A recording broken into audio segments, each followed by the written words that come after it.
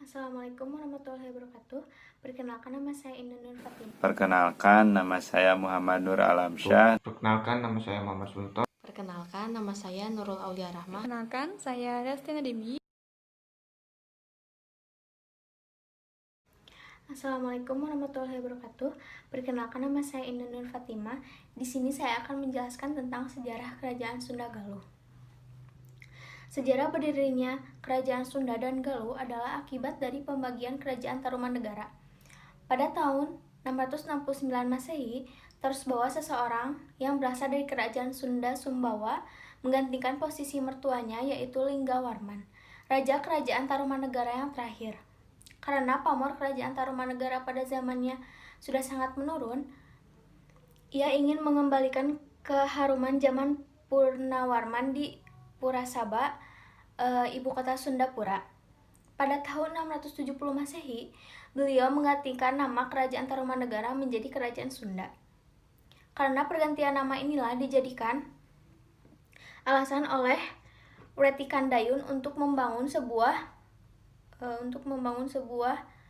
kerajaan baru, yaitu Kerajaan Galuh yang masih satu keluarga dengan Kerajaan Tarumanegara, untuk memisahkan diri dari kekuasaan Tarusbawa.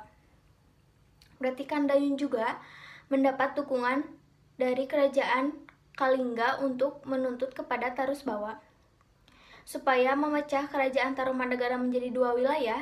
Dukungan ini dapat terjadi karena putra mahkota Galuh yang bernama Mandi Minyak berjodoh dengan Parwati Putri Maharani Sima dari Kalingga. Dalam posisi lemah dan ingin menghindar perang saudara, Tarusbawa menerima tuntutan Galuh. Di tahun 670 Masehi, wilayah Tarumanegara dipecah menjadi dua kerajaan, yaitu Kerajaan Sunda dan Kerajaan Galuh dengan Sungai Citarum sebagai batasnya.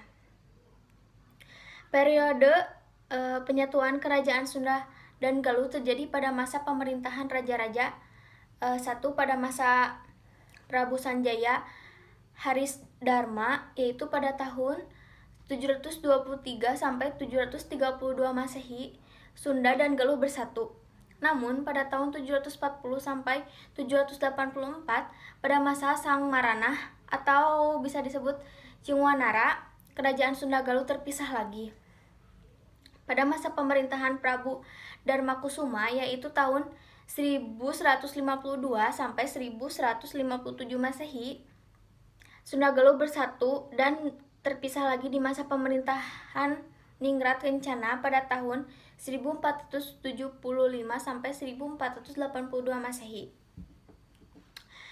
Pada masa Sri Baduga Maharaja, yaitu pada tahun 1475 sampai 1482 Masehi, di zaman Pajajaran, Kerajaan Sunda dan Galuh bersatu hingga sirna di masa pemerintahannya Prabu Ragamulya.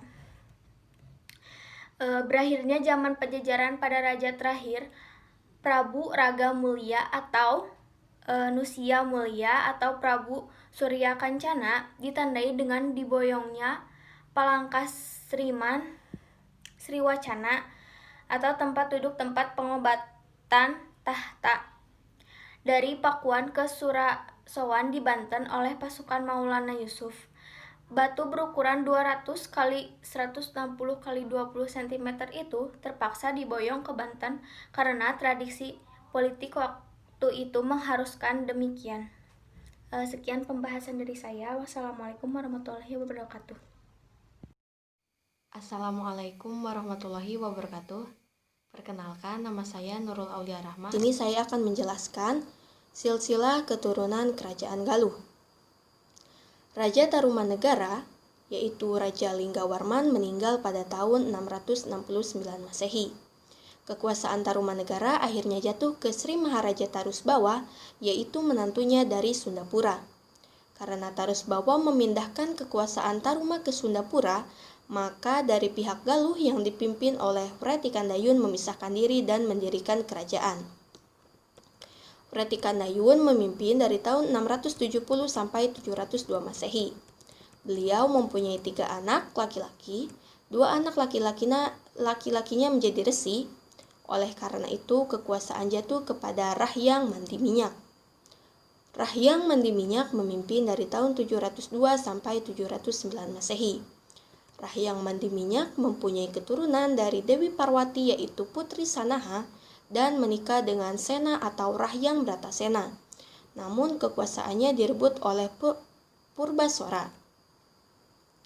Rahyang Bratasena memimpin dari tahun 709 sampai 716 Masehi. Lalu oleh Rahyang Purbasora dari tahun 716 sampai 723 Masehi.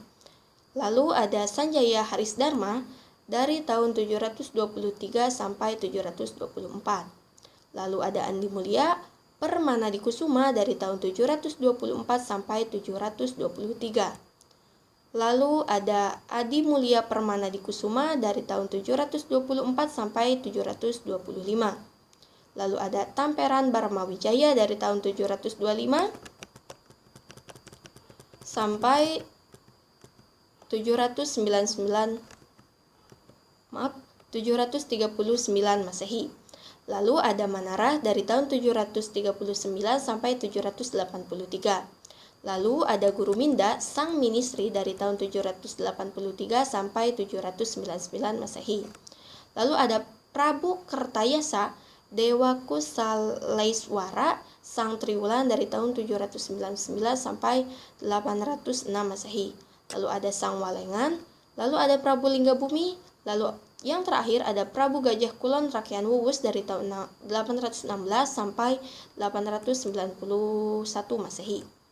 Raja Harisdharma dan Tamperan Barmawijaya sempat berkuasa di kerajaan Sunda Galuh.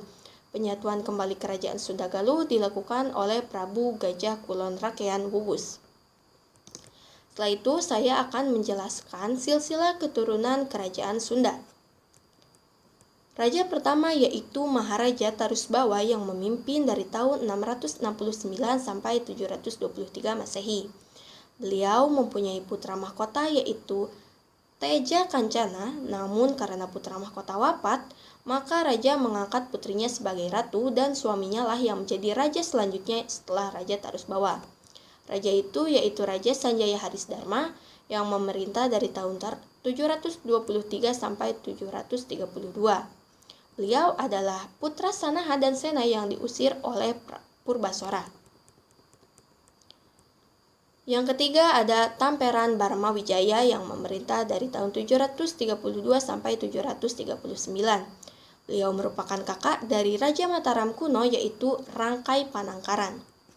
Lalu ada Rakyat Bangga, lalu ada Rakyat Medang Prabu Hulu Kujang, lalu ada Prabu Giling Wesi, lalu ada Pucuk Bumi Darmeswara, lalu ada Prabu Gajah Kulon Rakyat Wuwus, lalu ada Prabu Dharmaraksa, lalu ada Windu Sakti Prabu Dawegeng, lalu ada Rakyat Kemuning Gading Prabu Pucuk Wesi, lalu ada Rakyat Jayagiri Prabu Wanayasa, lalu ada Prabu Resi Atmayadharma Hariwangsa, lalu ada Prabu Limbur Kancana, lalu ada Prabu Munding Ganawirya, lalu ada Prabu Jayagiri Rakyat Wulung Gadung, lalu ada Prabu Braja Wisesa, lalu ada Prabu Dewa Sanghyang, lalu ada Prabu Sanghyang Ageng, lalu ada Prabu Detya Maharaja Srijaya Bupati, dan yang terakhir ada Prabu Dewa Niskala. Untuk Maharaja Tarusbawa, Rakyat Bangga, dan Pucuk Bumi Darmeswara hanya memimpin wilayah di sebelah barat Sungai Citarum, dan untuk raja-raja lainnya berkuasa di kerajaan Sunda Galuh. Sekian dari saya. Assalamualaikum warahmatullahi wabarakatuh. Bismillahirrahmanirrahim. Assalamualaikum warahmatullahi wabarakatuh. Perkenalkan, nama saya Muhammad Nur Alamsyah. Di sini saya akan menjelaskan sih lebih tepatnya menyebutkan raja-raja yang pernah memerintah di kerajaan Sunda dan Galuh. Yang mana di sini saya akan menjelaskan raja-raja yang memerintah pada saat penyatuan kerajaan Sunda dan Galuh, dan juga raja-raja yang memerintah di Pakuan Pajajaran. Yang pertama ada Raja Dharmaraja yang memerintah dari tahun 1042 Masehi sampai 1065 Masehi. Lalu yang kedua ada Langlang Bumi, di mana raja ini memerintah dari tahun 1065 Masehi sampai 1155 Masehi. Dan yang ketiga ada Raja Rakean Jayagiri Prabu Menakluhur. Nah, raja ini memerintah dari 1155 Masehi sampai 1157 Masehi. Lalu yang kedua ada Raja Prabu Dharmakusuma yang memerintah dari tahun 1157 Masehi sampai 1175 Masehi. Lalu selanjutnya ada Raja Dharmasiksa Prabu Sanghyang Wisnu yang memerintah dari 1175 Masehi sampai 1297 Masehi, yang berkedudukan di Saunggalah. Nah, namun kemudian pindah ke Pakuan. Nah, raja ini yang salah satu raja yang membawa kerajaan ke kejayaan. Lalu ada juga Raja Prabu Ragasuci yang memerintah dari tahun 1297 Masehi sampai 1303 Masehi, yang berkedudukan di Saunggalah dan dipusarakan di Taman Ciamis. Lalu yang selanjutnya ada Prabu Citraganda yang memerintah dari tahun 1303 Masehi sampai 1311 Masehi. Lalu selanjutnya ada Prabu Linggadewata yang memerintah dari tahun 1311 Masehi sampai 1333 Masehi, yang berkedudukan di Kawali. Lalu selanjutnya adalah Raja Prabu Ajiguna Linggawisesa, memerintah dari tahun 1333 Masehi sampai 1340 Masehi. Raja ini adalah menantu dari Prabu Lingga Dewata, raja sebelumnya. Lalu ada Prabu Ragamulya Luhur Prabawa. Nah, raja ini memerintah dari tahun 1340 Masehi sampai 1350 Masehi. Lalu ada Prabu Maharaja Lingga Buana Wisesa yang memerintah dari tahun 1350 Masehi sampai 1357 Masehi. Lalu selanjutnya ada Raja Prabu Buniswara yang memerintah dari tahun 1357 Masehi sampai 1371 Masehi. Selanjutnya ada Raja Prabu Niskala Wastu Kencana yang memerintah dari 1371 Masehi sampai 1475 Masehi. Nah, raja ini juga yang mampu membawa kejayaan kerajaan Sunda Galuh. Lalu yang terakhir adalah Prabu Susuk Tunggal yang memerintah dari tahun 1475 Masehi sampai 1482 Masehi. Nah, itu dari raja-raja yang memerintah saat penyatuan kerajaan Sunda Galuh. Toib, kita lanjutkan ke raja-raja yang memerintah di Pakuan Pajajaran. Yang pertama ada Raja Prabu Jaya Dewata Sri Baduga Maharaja yang memerintah dari tahun 1482 Masehi sampai 1521 Masehi. Nah, Sri Baduga Maharaja ini adalah salah satu raja juga yang membawa kerajaan ke kejayaan. Dan beliau juga yang pertama kali merubah nama menjadi Kerajaan Pajajaran. Lalu selanjutnya adalah Prabu Surawisesa yang memerintah dari 1521 Masehi sampai 1535 Masehi. Yang ketiga ada Prabu Dewa Tabuanawisesa atau Ratu Dewata yang memerintah dari 1535 Masehi sampai 1543 Masehi. Selanjutnya ada Raja Prabu Sakti atau Ratu Sakti. Nah, yang memerintah dari tahun 1543 Masehi sampai 1551 Masehi. Selanjutnya ada Raja Prabu Nilakendra atau Ratu Nilakendra yang memerintah dari 1551 Masehi sampai 1567 Masehi. Nah, dia meninggal Pakuan karena ada serangan dari Sultan Hasanuddin dan juga anaknya yaitu Maulana Yusuf. Lalu selanjutnya ada Prabu Raga Mulia atau Wisya Mulia. Nah, yang memerintah dari tahun 1567 Masehi sampai 1579 Masehi. Dan dia dikenal juga sebagai Prabu Surya Kencana yang memerintah dari Pandeglang. Nah, beliau juga adalah raja terakhir yang memerintah. Mungkin dari saya cukup sekian. Kurang lebihnya mohon maaf.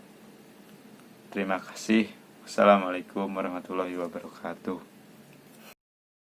Assalamualaikum warahmatullahi wabarakatuh. Perkenalkan, nama saya Muhammad Sultan, NPM 042.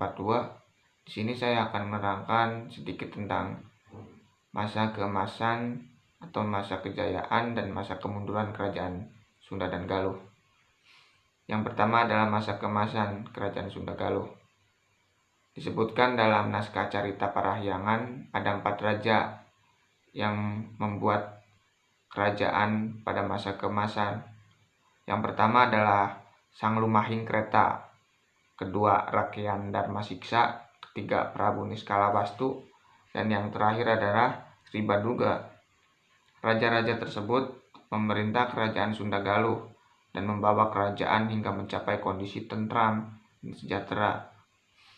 Yang pertama adalah Sang Lumahing Kreta. Beliau menjabat atau memerintah selama 92 tahun. Keberhasilannya dimungkinkan karena raja itu dianggap senantiasa berpegang teguh pada perbuatan, yaitu menjalankan roda pemerintahan sesuai dengan ajaran dan aturan dalam pemerintahan yang berlaku. Yang kedua adalah Rakyan Darmasiksa. Beliau menjabat selama 150 tahun. Rakyan Darmasiksa berhasil membawa kerajaan kepada masa kejayaan karena berpegang teguh pada Sang Hyang Dharma dan mengamalkan Sang Hyang Siksa hingga terpenuhilah kebutuhan-kebutuhan yang mendapat perhatian. Beliau melambangkan atau mensimbolkan sandang pangan menjadi Sang Rama, agama dan tradisi leluhur yang disimbolkan menjadi Sang Resi, kesehatan yang disimbolkan dengan Sang Disri, dan pelayaran atau perdagangan yang disimbolkan dengan Sang Tarahan.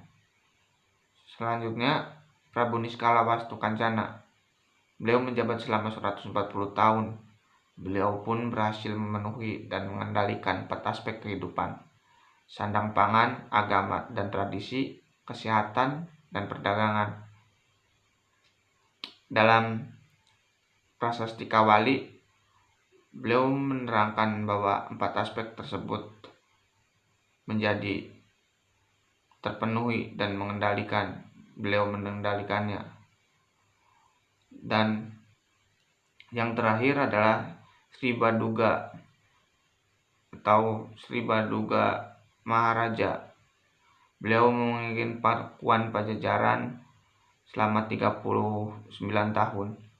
Menurut naskah cerita parahyangan, pada pemerintahan Sang Ratu Jaya Dewata atau Sri Baduga Maharaja, tercatat kerajaan tersebut mengalami masa tentram Kartaharja karena raja ini setia kepada kebiasaan dan keaslian leluhur.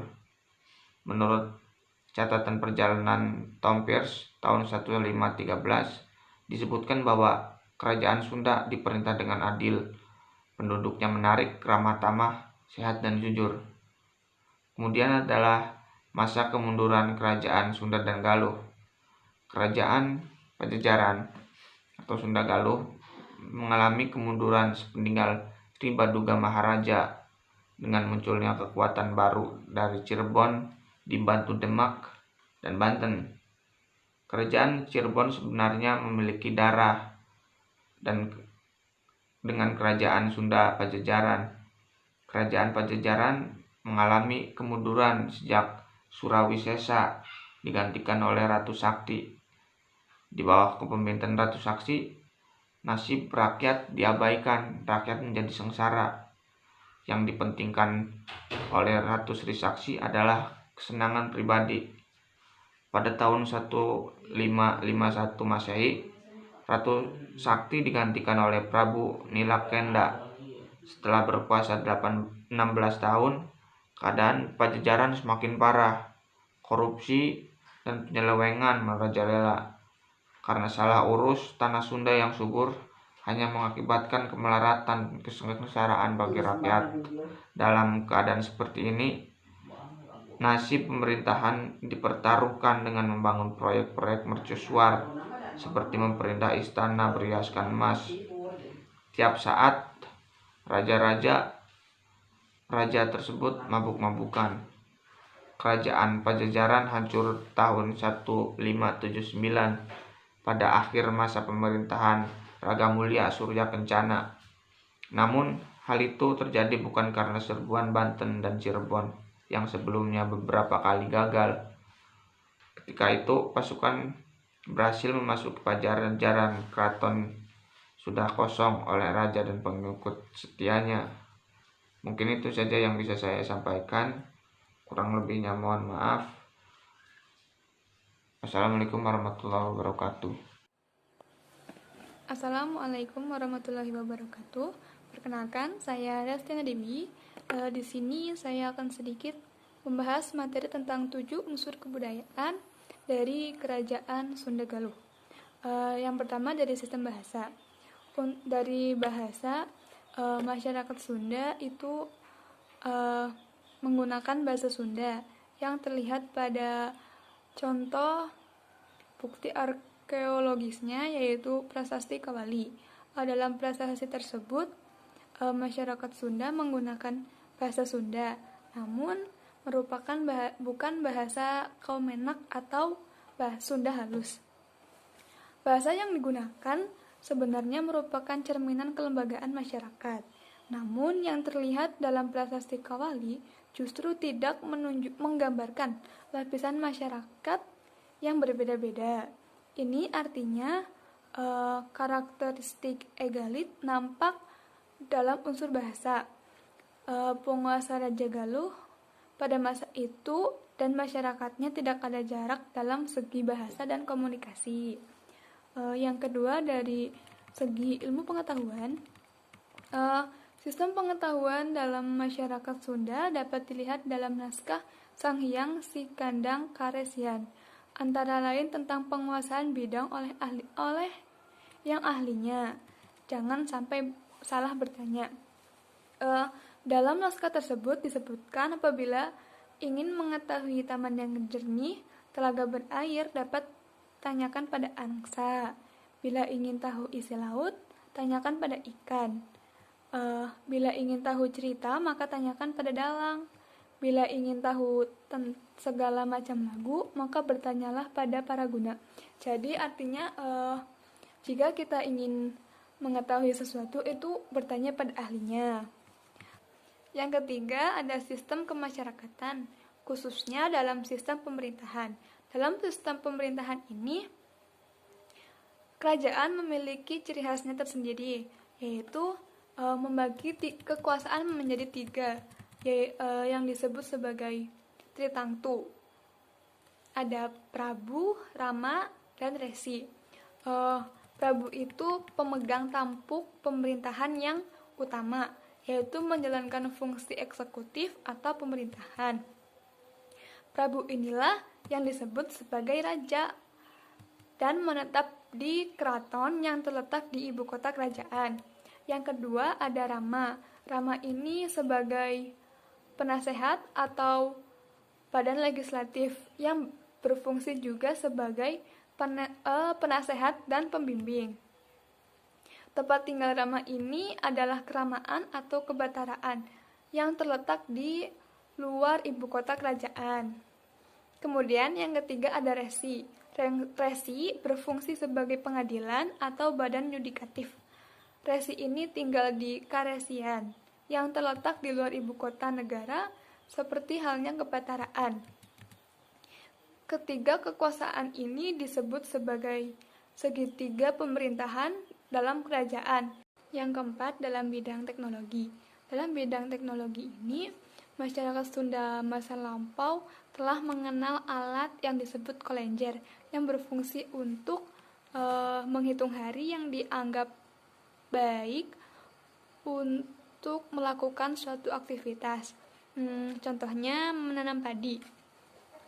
Bentuknya berupa titik-titik dan garis-garis yang membentuk kotak-kotak tertentu. Jumlah titik-titik dalam satu kotak mempunyai arti tertentu dan tafsiran tersendiri. Demikian juga dengan semua tanda yang digoreskan dalam kolenjer itu mempunyai arti yang tertentu pula. Yang kelima ada dalam bidang kesenian. Dalam bidang kesenian ini tertulis dalam naskah Sang Hyang Siksa Kandang Karesian. Dalam naskah ini dituliskan bahwa pada zaman kerajaan Sunda Galuh ini sudah ada seni suara atau kawi, seni lukis, seni ukir, dan wayang. Yang keenam dalam bidang agama. Dalam bidang agama ini, agama yang dianut oleh raja-raja Sunda adalah agama Hindu, terutama Hindu Siwa. Namun, toleransi raja-raja Sunda cukup besar, sehingga ada juga masyarakat yang beragama Hindu Waisnawa dan kerajaan bawahan yaitu kerajaan Talaga yang beragama Buddha. Yang ketujuh ada sistem mata pencaharian. Masyarakat Sunda telah mengenal berbagai macam keahlian pekerjaan atau mata pencaharian hidup, seperti pandai besi, pandai emas, penangkap ikan, peternak, dan petani. Dalam bidang pertanian ini, terutama di ladang, merupakan mata pencaharian utama masyarakat Sunda, sehingga hasil pertanian tersebut disebut sebagai permata yang keluar dari bumi. Dalam bidang pertanian ini ditemukan sejumlah perkakas yang untuk bekerja di ladang seperti kujang, patik, baliung, koret, dan sadap. Demikian dari saya, kurang lebihnya mohon maaf. Wassalamualaikum warahmatullahi wabarakatuh. Baik, kita lanjutkan ke materi selanjutnya, yaitu peninggalan-peninggalan kerajaan Sunda Galuh. Yang pertama ada Prasasti Cikapundung. Nah, Prasasti Cikapundung ini ditemukan di sekitar Sungai Cikapundung, Bandung pada tanggal 8 Oktober 2010. Dan prasasti ini bertuliskan huruf Sunda kuno yang diperkirakan berasal dari abad ke-14. Dan di dalamnya ada sebuah tulisan yang bertuliskan Unggal Jagat Jalma Handap, yang artinya semua manusia di dunia akan mengalami sesuatu. Dan di prasasti ini juga terdapat telapak tangan, telapak kaki, dan juga wajah. Lalu yang kedua ada prasasti Pasir Datar. Prasasti Pasir Datar ini ditemukan di perkebunan kopi di Pasir Dasar, Cisande, Sukabumi pada tahun 1872. Prasasti ini sekarang disimpan di Museum Nasional Jakarta. Dan sampai saat ini belum bisa ditranskripsi sehingga belum diketahui isinya. Lalu yang ketiga ada prasasti Hulu Dayeuh. Prasasti ini berada di persawahan Kampung Hulu Dayeuh, Desa Cikahalang. Isi dari prasasti ini yaitu berisi 11 baris tulisan beraksara dan berbahasa Sunda kuno. Nah, pada saat ditemukan prasasti ini sudah tidak utuh lagi. Ada bagian yang pecah. Namun secara garis besar gitu, prasasti ini mengemukakan tentang Sri Maharaja Ratu Haji di Pakuan Syang Ratu Dewata yang bertalian dengan usaha raja untuk memakmurkan negerinya. Lalu yang keempat ada prasasti Perjanjian Sunda Portugis. Prasasti ini ditemukan pada tahun 1918. Prasasti ini menandai perjanjian antara kerajaan Sunda dan juga kerajaan Portugal. Lalu yang kelima ada prasasti Ulu Belu. Prasasti Ulu Belu ini adalah salah satu dari prasasti yang diperkirakan merupakan kerajaan Sunda dari abad 15 Masehi. Yang ditemukan di Ulu Belu, Desa Rebang Panggung, Kota Gung, Lampung pada tahun 1936. Walaupun ditemukan di Lampung, prasasti ini berisi aksara dan aksara Sunda kuno gitu.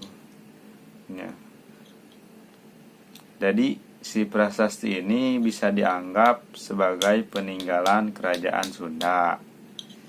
Lalu yang keenam adalah prasasti Kebon Kopi 2. Nah, prasasti Kebon Kopi 2 ini atau bisa disebut juga prasasti Pasir Muara ditemukan tidak jauh dari prasasti 1, prasasti Kebon Kopi 1 yang merupakan peninggalan kerajaan Tarumanegara.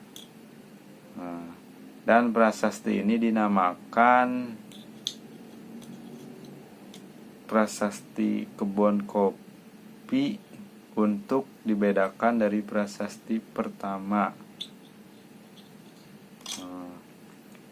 Lalu pakar FDK Bosch yang sempat mempelajarinya bahwa prasasti ini ditulis dalam bahasa Sunda kuno yang menyatakan seorang raja Sunda menduduki kembali tahtanya.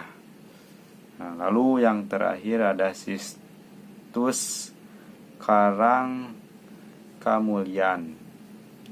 Situs Karang Kamulyan ini adalah sebuah situs yang terletak di Desa Karangmulyan, Ciamis, Jawa Barat.